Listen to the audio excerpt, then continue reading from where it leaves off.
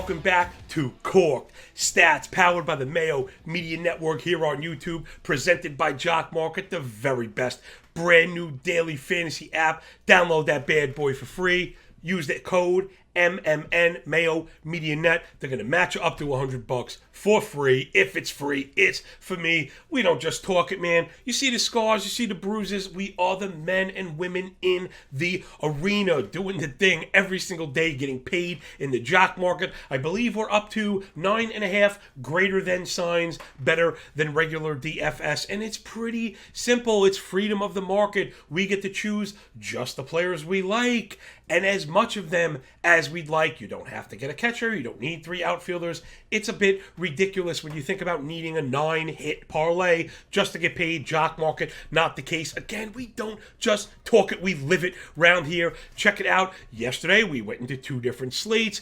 If you were following along on Twitter at MLB Moving Averages, you know you got to follow everything here at Mayo Media Net. Hit the like button, subscribe to the channel, and follow me up on Twitter. We're coming at you hot and heavy. This show is just the foundational bricks. We're going to be building off it all day. All right, back into the jock market. We mentioned a couple of Brewers. Rowdy Tellez, Keston Hiura. I lost on my bid. Tellez the last second. He hit a home run. Keston Hiura also hit a home run. And for the audio-only listeners, you can see we paid $4.50, which is exactly what I was saying. So I'm not just kind of rattling off stuff what I did in the past. I'm giving you the tools to get into the market and get paid. That $100 free they're going to give you is more than enough to do damage. You could buy 1 share of Keston Hiura, up 121%. Later on in the day, we highlighted those Diamondbacks that no one would be looking at. Seth Beer, and again, we were talking about looking for them under $5. I got it for $4.65 on Beer, $4.31 on Walker. We also mentioned Angels and Brandon Marsh, got him at $4. All of them were up at least 225%. And on the left side, you see a couple more images. It's a blank sheet because that's my transaction history. I have only used the $20 free promo they were giving out when they first started, and now we're up to $3,300. Boom, boom. Thank you, man. That's how you do it, man. We're in there every single day getting paid, highlighting inefficiencies. And again, unlike DFS where the entire world can just dogpile on a single player because the price is predetermined, us here at Mayo Media Net and Jock Market believe in the free market and let the chalk donkeys pay up.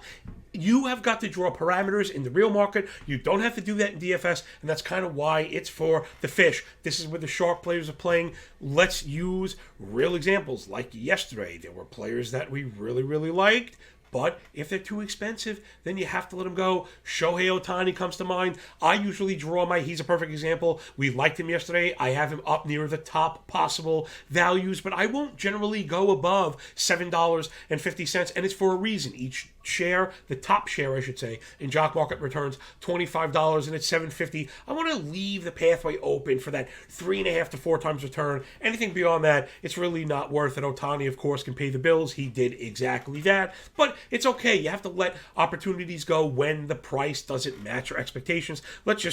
Enough of that. Let's do more of this. Let's just make some more money. We are just printed cash. Everybody out there, me, you, and the Cork Stats crew. It's been awesome to be a part of the Mayo Media family, and now people are seeing this crazy dude with the big mouth maybe knows what he's talking about. Today's a bit of a mishmash kind of day as far as scheduling goes, so I'm trying to be a little bit cleaner about that, giving recommendations that are later in the day that everyone can use, but there really aren't a lot of late games. So we have 2 Jock Market slates today, same for DFS. So the early slate in Jock Market is all the games but 2. We want to be looking at all of the Nationals against Zach Davies, right? In this new progressive world, he's non-discriminate with who he gives up home runs to. So we want to be looking at Juan Soto on the bounce back and Maikel Franco. So there's another good idea of how we maybe apply pricing. So Soto is a max player. Let's call it $7.50. Franco is not a max player. He's probably a mid-range player, so I'd like to put those people at maybe that same like $4.50 range. I would definitely not go up above $5 for Franco. He might even be like a $3.50 player below $4. So I just like to think of it in tiers. $7.50, the very top guys. $5.50, guys in the middle, where really that's where we really feast. That's where I think the highest quality of players can be found that have the highest probability chance of returning without having to overpay. That $5 $5 to 5.50, but Franco is not really that kind of player. We can get to a player that is. We'll also be looking for Diamondback righties against Josh Rogers. So a guy like Christian Walker we had yesterday, he'll probably be cheap again, around $4. Thank you, Ketel Marte. Depending on the night, depending on the market, he can get chased up. So I definitely want to make sure that I draw the $5.50 limit on Marte, one of the players I like. Christian Walker, Ketel Marte, and Carson Kelly in that one. In the late slate, I know some people are more focused on that, but Jock Market makes it really easy. You just jump in and buy a couple shares of these guys at the prices I'm talking about, just set it and forget it. And if you don't get the share filled, then you don't get the share filled. But at least you didn't pay the price, I should say, that you didn't want to, and that's what it's all about. All right, the late games, we've got the Pirates and the Cubs, Rangers and the Mariners. We want to be looking at Pirate lefties against Leiter Jr. for the Cubbies. It's Vogelback, it's Reynolds and Yoshi. So Reynolds is probably a $5.50 player. Vogelback and Yoshi are sub $4 players. So look for those players. And now think about that, the $100 free. Just buy, don't spend the whole 100. Give yourself a couple days for it to mature, for some maturation to occur. Buy a share of Vogelback at $4. Again, he could hit 2 bombs. You might close out as a $12 player or a $15 player, and all of a sudden you have a couple 100% return on one person, and that's how we build and build and build, and that's how I got to where I was. Also, we want to be looking at Rangers righties against Marco Gonzalez. He struggled with the long ball. So these are really nice players. I like this. Adolis Garcia, let's say $4.50. Charlie Culberson, he should be near the mid. You know I love that. Trying to highlight players that we think we can get for really cheap. And that's another one where DFS really fails. Take a player like Culberson. Word gets out that everybody wants Culberson. His price doesn't move in daily. Everybody piles on him and nothing happens. No leverage is gained. In Jock Market, if the price is low, it means the demand is low, which means the possibility for risk-reward is very high. If Culberson becomes expensive, it means the demand is high, and people are now being leveraged for it, right? The cheap player is no longer cheap, and people tend to, they let a rational exuberance kind of take over. They worry more about winning auctions than paying their price, which should be the most important thing, and they get over their skis. So you saw how we do it, and again, giving you all of the tools, and I'd like to expand one more for the people that are not playing Jock Market, though I do encourage you to do that if you're not, or let's say it's not legal. I think all of the players that we mentioned are, let's say, viable for total base bets, and the power hitters are home run calls, right? Not every one of those guys is a home run call, but a guy like, Christian Walker, we want to be looking for all those guys in DFS, and maybe the more power hitters would be guys for home run calls. Maybe, let's say, Juan Soto is a home run call, even Maikel Franco, because of the odds, you might get him plus 550, plus 600. So that's the Jock Market wrap up. Everyone get in there. That's the first of the 3 pillars of profit. That's been my thing, the little catchphrase that's been going on lately, the 3 pillars of profit. It's daily Jock Market, it's fantasy, and then it's betting. We have money being made at all different time frames, and that's what I'm all about, right? I've got futures bets going while I have immediate bets going while I'm making moves in fantasy as I'm playing Jock Market and trying to make the most efficient use of that cash. I mean, I'm just not really playing DFS anymore. Why would I want to take on a 9 or a 10 player parlay where if you miss one player, you could lose out? Yesterday, I had a couple of misses, but it doesn't matter because the one big hit floats the whole team up, something that, again, doesn't happen in DFS. All right, this show is coming to a little bit later, just a few minutes later than normal. Did you really think for a second I might have been sleeping late? No. Death, taxes, sun rising in the east, setting in the west, bears making dookie in the woods, and the big dude up before the crack of dawn. And if I'm not right on time, it means something is going on, and I was working on something very, very special. As always, I really want the fantasy part of this show to be impactful. There are a lot of fantasy shows, and it's not to say I don't even want to get into whether what's good or bad or better or worse. I just want to be different. I want to be filling holes that are not being done. I want to be impactful, and I want this to go out to my 10 and my 12 team H2H point home leaguers. So this is really probably more of a shallow league thing. Let's dive into some ads. Come on, check this out. I'm really proud of this. And this is a shout out to the producer here, Matty Bestman. We see you back there. The guys behind the curtain don't always get the credit they deserve, but Matt has really helped me to take my production game up to the next level. So, but for the audio only listeners, I'm going to talk you through it. I put up together a little baseball diamond with all of my ads at each position, and we're going to go around the horn. Now, these are really shallow team. So if you're one of my NFBC deep league guys, try not to roll your eyes too hard. I maybe have a couple names or two in here that you might know. There isn't a name that my NFBC people don't know. So let's get down into it. I am myself in a very competitive 12-team point league. And, these are the players that I'm looking at, but I was digging through all the more popular kind of point sites looking for stuff. So let's start behind the plate. Not very exciting, and I would say, especially in 12-team leagues, this is why I don't really draft catchers in one catcher leagues, because I think there are perfectly cromulent replacements out there.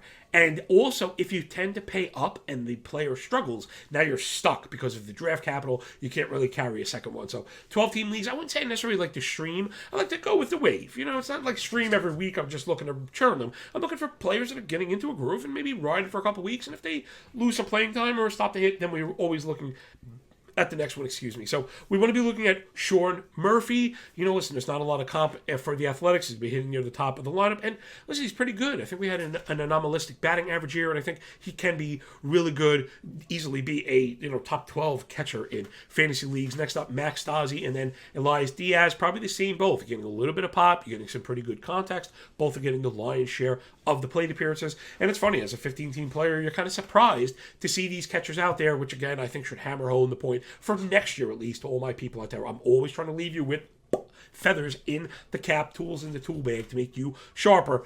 Do not draft a catcher until the very last pick from now on in your redraft leagues. There's really no point, because you can get Elias Diaz, who I would have drafted anyway, and probably is going to finish as the top 8 catcher. So Murphy, Stassi, and Diaz behind the plate. Let's get over the first baseman. Now it gets a little more interesting. Bats, first baseman, I know people kind of have maybe these misconceptions that home leagues are full of rubes. Well, I guarantee you, my high stakes home league is not that. And, people pick up on sluggers, right? They're looking at OPS, they're looking at these advanced stats now, and it becomes harder. So I'm looking at Seth Beer. Have yourself a glass. Love that dude. He's playing every single day, a big beneficiary of the DH in the National League. Really like Seth Beer playing every day. Seth Brown, it's the same argument for Sean Murphy, playing every day, top of the lineup, all that good stuff, and a bit of pop. I think the platoon risk is now in the rearview mirror. Speaking of platoon risk, it's Ji-Man Choi for the Rays, though he is on the strong side of the platoon. So if you do isolate a week where the Rays have, all righties or 6 of 7 righties, he was going to get a day off anyway. He's playing every day, and he is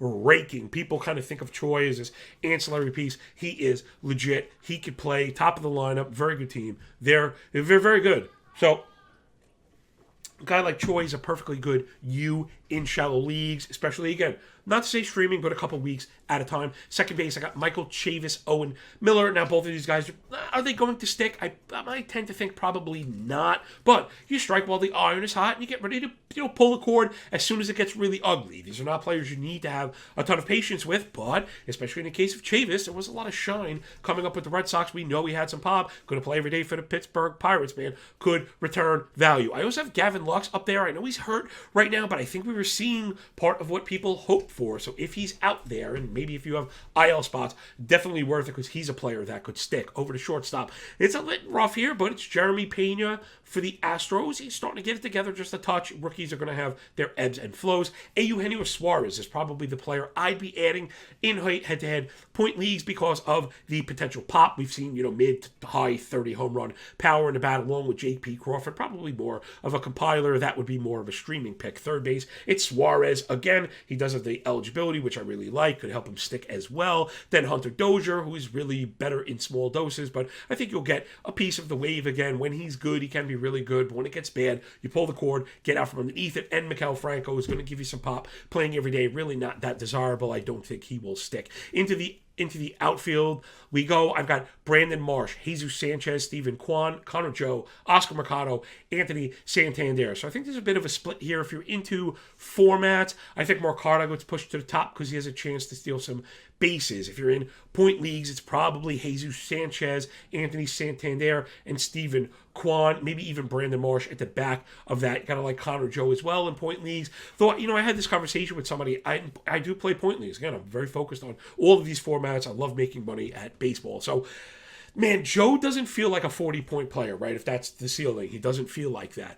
But he also doesn't feel like a 5-point player, guys that have these really tremendous, disparities between min and max point outputs, which is not really something we want to mess with. So I think Joe feels like an 18-point a week guy, 16 or 18 points, and you'll take that. Believe it or not, that is a league winner. The consistent 16 helps you win the league because he floats you while you get the big spikes from guys like Soler, right, who could give you a 5 and give you a 55. Yeah, the average is 30, but it's not really 30, right? It's a high and a low. So give you a little bit of strategy, of course, always the context and the nuance that you get when you hang with the big dude, Patty Mayo, and everybody at the Mayo Media Net. Let's wrap up with pitchers. I guess we could do relievers first. They don't have relievers here. That is a purely stream thing. Look for saves. You're looking for Bard. You're looking for maybe Robles in the short term. You're looking for David Robertson. Those are category players. In point leagues, I would much rather look for Sparps, that starting pitcher and relief pitcher. I'd much rather, roll out. I have guys like Carlos Hernandez and Luis Severino. I'm looking for guys like that. Always scanning the waiver wire for multi-eligibility guys that could get starts. Justin Steele is another one that's been, he wasn't great the last time out, but he's been good out of that role. Relievers I'm just not crazy about. But if you catch one that's really hot, you can get it. Right now it's not the case. You're thinking about a guy like Emmanuel Clase, right? You're looking for a solid role with tons of skills, things that are very difficult to acquire in season. They do happen, but that's the route that I'd want, like a traditional closer. If not, give me a starter. All right, let's get into the traditional starters to add in these leagues. From the top, Kyle Wright, Josiah Gray, Mackenzie Gore, Grayson Rodriguez, Kyle Gibson, Hunter Green, Roansy Contreras, and Matt Brash. We're seeing a lot of similarities here outside of Kyle Gibson. He's the one that you're pitching if you're just looking for floor. I think there is some ceiling to be had. I don't think you're going to get the Ks. We've seen this early in the year, but I do think he's the best pop for 180 innings this year. He probably has the lowest ceiling, but the highest floor. Other than that, it's take your pick. I really love all these guys. A lot of them I was high on coming in. Hunter Green looks phenomenal. Matt Brash looks phenomenal. Kyle Wright looks phenomenal there at the top of the list. Next here, it's Josiah Gray, Mackenzie Gore, who have both looked really good, along with Hunter Green. Both look really good. I think they're going to have a bit more hiccups than the others, though the roles look pretty secure. Roansy Contreras, somebody I have circled. If you don't have a deep bench, I don't think you could wait on him. His role looks like it's going to be a bit muddied at first, though. Given time, I do think he'll step into a full-on starter's role. Grayson Rodriguez, I have been storing personally in my big keeper league because he has all the makings of an ace, and he is dominating AAA. He could be up as soon as the rules that hurt the Orioles bringing him up will be there, which is a shame that they're not worried about competing or pleasing fans or worried about money, which is kind of the way of the world. So there's the fantasy thing. That's the second pillar of profit. I told you, we're going to do it all, everybody. That's your daily stuff with stacks and fantasy, a little bit of sharp ads all the way around the diamond with a bit of strategy to boot. All right, let's round third. Let's score this ball. Let's dive up into the betting board. Again, the betting board is very disparate today. There's games all over the place. So rather than give a best bet, which I have found people, well, what if this? What if the price moves? What if it flips from favorite to underdog? It becomes this like solely focused thing when I don't do that. And I don't preach that you do that. I want us to all have our heads on a swivel, being able to think and apply the things that we talk about during the day. And of course, I'm here for you throughout the day. Get at us in the comments on Twitter, in the comments on YouTube, in the comments on Apple Pods. Get at us. We're here for you. This is what I live for, to help you get forward, fill the wallets, and for some of you to even create like an income, right? So I understand as recreational bettors, and that's fine. I have fun tweeting emojis as well, but I have taken this love of math and risk and sports and turned it into, I've now turned it into a primary income. There is a lot of work to be done if you're just starting between then and there, here, right? Here and there, funny things are everywhere, but it can be done. And if you're really focused and you stick with somebody like me who is not going to lie to you and always giving you these very boring tips sometimes, listen, that's how you do it. All right, let's dive up into the betting board the way I see it. I got Dylan Cease on the road against the Guardians and Plesac as a minus 140 favorite. Yes, I generally draw my limit at minus 130 for juice, but that is a misprice. I might even like the plus money on the run line. The Guardians are good, but they're not great. The offense has started to fall off. Keuchel was really bad yesterday. Give me Cease. He is like a Cy Young guy for sure. Maybe you can even pair it with somebody like the Yankees, minus 170 against Detroit, though. The Yankee offense has really been a bit kind of stagnant. You know, when they're walking and barreling the ball, again, I'm not trying to make excuses because I love the pinstriper so much. It has nothing to do with it. I bet against them all the time. I'm generally looking for underpinning statistics, right? Show me a team that's showing patience and making good contact, and I think the results will come. Yankees are like top 3 in xWOBA, which means, you know, it's a lot. xWOBA is not perfect, but it is a very good amalgamation stat, combining exit velocity and launch angle with speed. Like, it really tells a pretty good story. When there's a tremendous, you know, difference between WOBA and xWOBA, and WOBA being the thing most highly correlated to run output, we know it's coming. So I think the Yankee offense is on the way, but you got to stomach some juice. Michael Pineda's been kind of a tough character. I'm not crazy about the Detroit bullpen, so maybe you pair the Yankees and the White Sox if you're not into that White Sox run line. I like Boston minus 105 to beat the Blue Jays outright. Granted, I mentioned this yesterday, we don't really want to pay to face the Blue Jays, but minus 105 feels pretty good to me. Tanner Houck over Kevin Gausman. I think we have a distinct pitching edge. Gausman, I'm really not that high, and he's good, but not great. We saw him fall off at the end of the year, and both of these offenses are very good. I like the Boston more F5 in particular. Let's let Houck dominate for 5. Let's cash the ticket early and then get out of there. Next up, Minnesota Twins minus 130 favorite. I think they easily handle the Royals. Maybe that's another game to pair. Maybe I'll do a bit of a round robin today. Right, I always like to be creative and tell you how there are other ways to make money than just kind of smashing things, right? The 300, 500 unit whale lock of the century, standing in front of a private jet, holding on to a pink suitcase. How could we lose? Well, you know how you lose because you're not focused on what makes people win, which is kind of moving with the market. And if you're unfamiliar, we could do a real lesson, a good lesson, really quick on the way out the door. Something that I like to preach sometime is a round robin. If you have 3 bets, let's say, especially it can work for favorites where you don't want to pay the juice.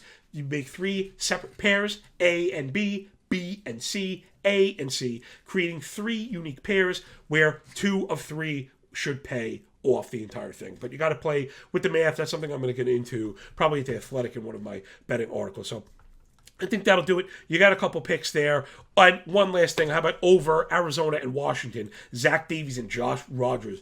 Gas Can City, bad offenses. That total shouldn't be 9. It should be 9.5 or it should be 10. We're going over on that one as well. So there you have it, everybody. All of that and a bag of chips. The 3 pillars of profit. Daily and DFS. Fantasy plus betting with the big dude at Mayo Media Net. Hit the like button. Subscribe to the channel. Download the Jock Market app. Use the code MMN. $100 free. If it's free, it's for me. We gave you the names. We gave you the prices. I gave you the Twitter handle. The DMs are open. Not much else more I can do than actually put in, the codes for you. And if there was enough time in the day, I probably would. So, you get with us, you're going to get paid. And that's just the way it is. If you want any more of what I'm doing, I literally never stop. This is just the first brick of the house that gets built every single day. Starting pitcher ranks are coming. I run the algo. I grade every single game. We will put out the bets, the premium hits with quick write-ups and strategic deployments, the actual amounts, how to bet. Yesterday we hit a really lovely parlay. I put out a parlay every single day because I know people are into that stuff. It's a good way to expose yourself to those favorites that I mentioned that you don't want to pay juice for. Again, parlays are good or parlays are bad. We don't like to deal in absolutes. Leave that for Sith Lords. Boom. All right, everyone, that'll do it. Thanks for picking up what we're putting down. We really appreciate your time. Get at us so we can get back to you. That catches on the flip side. Remember, man, when you work this hard, winning, it just feels a lot less like luck, don't it? Damn right, yo. Peace.